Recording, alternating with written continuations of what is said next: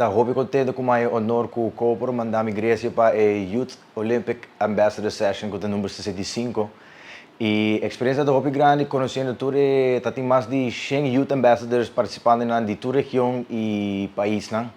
E é um hobby interessante para entender o qual não está de visa de não mesma cultura e com o development não está de processo para não também. A leitura não também com agora do não está basada é futuro de deporte junto com combinação de inteligência artificial.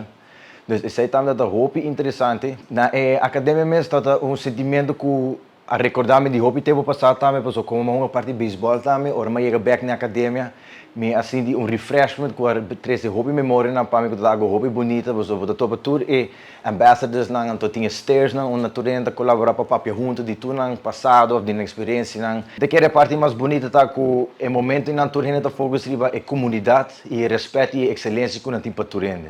Que a parte de Olympic Movement, que algo como a macia, a walkie atual mais uitgebreid também de que eigenlijk het significa para estar Olympic athlete of é parte de movimento olímpico. De tour é parte de vai visitar templos não, assim com Olympic Movement agora assim, of Olympic Games na tempo aí. É mais também over de body, mind and soul. Como a combinatura se não junto para assim exercer para chegar eigenlijk na unificação de Olympic Movement.